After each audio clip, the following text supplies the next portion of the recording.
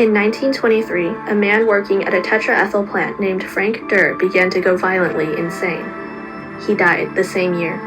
Within the next 2 years, 7 more workers from the same plant would die, with 36 others hospitalized out of a little over 40 employees. All of them were victims of lead poisoning. Have you heard anything about lead gas? I grew up with leaded gas.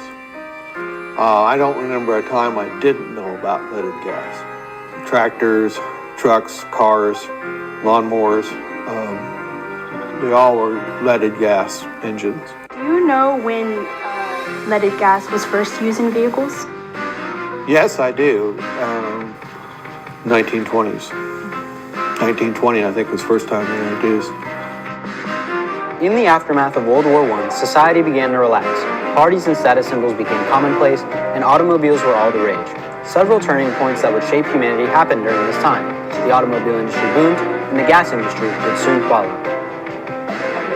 The turning point for the fuel industry came when a General Motors scientist from the Dayton Research Labs decided to try the effect of lead-based fuel additive in automobiles. This man was named Thomas Midgley Jr., and he discovered that when run through an engine, leaded fuel completely counteracted the knocking effect in engines, making them run smoother and more efficiently. This red-dyed compound was known as Tetraethyl, or TEL, and immediately took to markets under the name of the Ethyl Corporation. The Ethyl Corporation was a hit, quickly becoming a household name. Promotions advertised the near miraculous effects of ethyl fluid on engine performance, emphasizing its unique ability to produce higher octane gas while simultaneously reducing engine wear. Ethyl gasoline is a high-octane gasoline. Gives more power on the road. Because the higher the octane number, the better the gasoline, the less likelihood of knock. But this miracle red fluid possessed a darker side.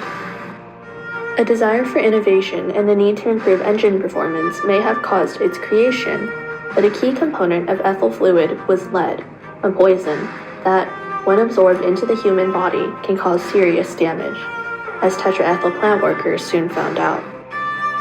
The first major incident occurred in 1923 at a plant in Deepwater, New Jersey, where 8 workers lost their lives and 36 others fell ill, suffering from nightmares, muscle spasms, and curiously, hallucinations of butterflies, giving the Deepwater plant a deceptively innocent nickname, the House of Butterflies. Investigations were conducted on the plant, and soon the news began to spread about the dangers of tetraethyl and its lead-laced fumes. But the Ethyl Corporation and its beneficiaries responded quickly. Studies and research began to uncover some of the effects of coming into contact with lead, but they never went further, and the connection between ethyl fluid and lead poisoning was deemed too weak to be considered a serious danger to human health. On top of this, tetraethyl seemed to be genuinely beneficial, and not just to the average commuter. Because of its octane-raising qualities and its effectiveness, tetraethyl was a perfect choice for military fuels. It was particularly effective in aircraft, drastically improving their performance and reducing the chances of engine failure. This was of special significance as it soon took part in one of the world's largest conflicts, World War II. Tetraethyl found its way into American tanks, planes, and ground vehicles, pumping leaded fumes into the air everywhere it went, but more importantly, in the minds of the people, it brought victories as well. This is the Lone Star Flight Museum, and it is home to several World War II era planes. The Air Force was particularly reliant on tetraethyl far more than other military vehicles. This was mainly because it not only improved performance, but its ability to eliminate knock reduced the wear on engines during use, making them less likely to fail. Now this type of plane was known as a TBM Avenger.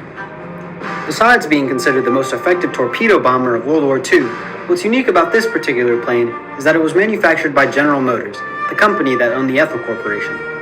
So it should come as no surprise that it, like all other aircraft at the time, relied on leaded fuel for optimal performance. In fact, business had never been better due to its contribution to the war effort.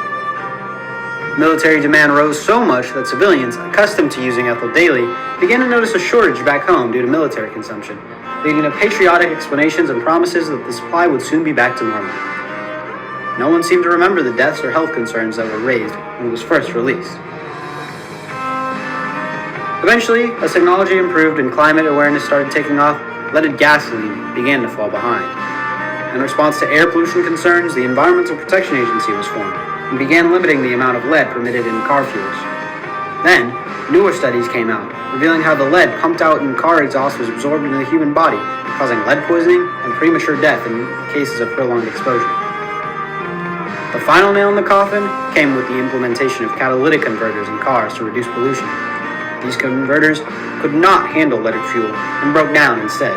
By 1996, lead had been completely phased out and banned on all American roads. Slowly, countries across the globe began doing the same. In 2021, Algeria became the last country in the world to ban leaded gasoline from roads. So last question to wrap it up. Was it worth the cost? Yes, absolutely. We wouldn't have won World War II without it. The Merlin engine was the winner. A miracle fuel additive that took the world by storm, aided the Allies through one of history's greatest conflicts, led to the founding of the EPA, and claimed the lives of nearly 1.2 million people a year for decades. It's impossible to know what the world would have been like without leaded fuel. Would it have been better or worse? We only know that it would never have turned out the same as it did.